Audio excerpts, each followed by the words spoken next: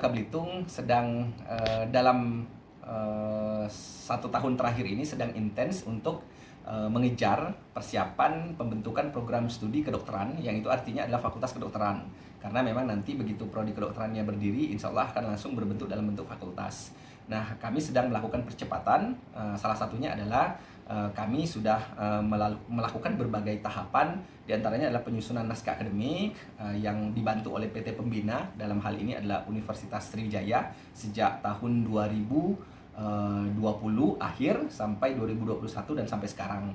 Sudah ada beberapa kali pendampingan yang dilakukan oleh Universitas Sriwijaya sebagai PT Pembina yang memang berwenang untuk melakukan pembinaan, karena salah satu syarat untuk pendirian Fakultas Kedokteran itu adalah ada PT Pembina yang terakreditasi A. Lalu kemudian kita juga sudah melakukan pelatihan calon dosennya yang dilakukan selama 2 gelombang, dan kemudian kita juga sudah melakukan pelatihan tata kelola manajemennya kalau nanti program studi ini terbentuk, dan ini menjadi bagian yang kita laporkan di dalam naskah akademik tersebut. Dan alhamdulillah kegiatan ini, persiapan ini berjalan dengan baik. Saat ini tahapannya adalah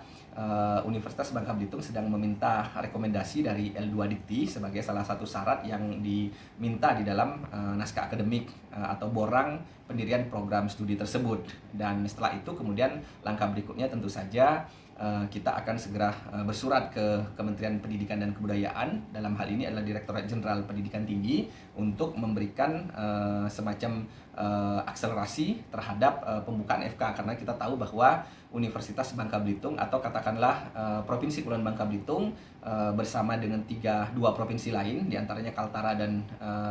Sulbar, ini memang belum memiliki program studi kedokteran, dan ini saya kira menjadi salah satu harapan dari Kemendikbud bahwa 3 provinsi yang belum punya FK ini akan segera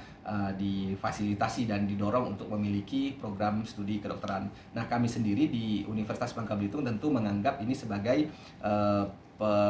sebuah program yang sangat penting, karena memang layanan kesehatan terutama di daerah-daerah kepulauan tentu agak berbeda dengan daerah-daerah daratan yang secara umum lebih mudah diakses. Karena itu tantangan untuk menyediakan tenaga kesehatan terutama dokter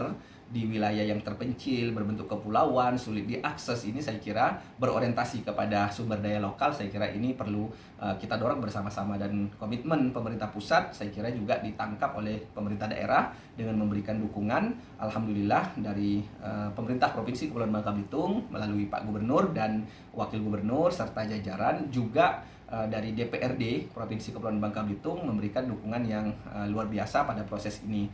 Support mereka tidak hanya moral tapi juga saya kira material yang diwujudkan dalam berbagai bentuk dukungan. Nah,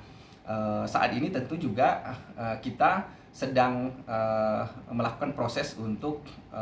memergerkan Akademi Keperawatan untuk menyatu ke Universitas Bangka Belitung, karena sebenarnya Akper ini nanti akan menjadi salah satu energi baru yang menjadi sumber sarana dan prasarana untuk FK tersebut, sehingga oleh Pak Dirjen kemarin sudah mengunjungi Akademi Keperawatan bahwa penyatuan ini dianggap sebagai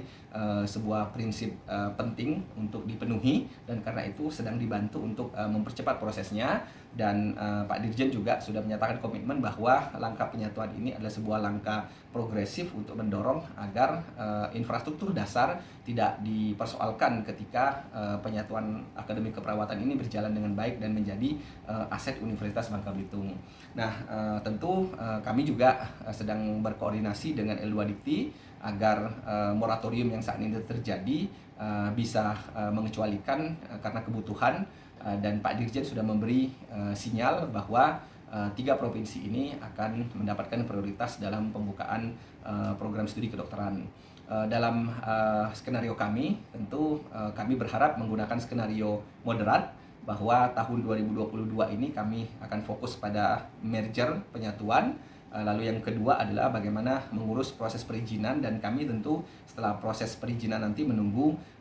proses visitasi dari pihak yang berwenang, diantaranya tentu dari Kementerian Kesehatan, dari Konsil Kedokteran, dan Kemendikbud sendiri. Dan selanjutnya kita berharap izin operasional bisa dikeluarkan ya dalam target moderat kami tahun 2022 ini kami bisa memproses dan menerima perizinan tersebut, sehingga kalau kita bisa menerima sebelum Desember berakhir pada tahun 2022,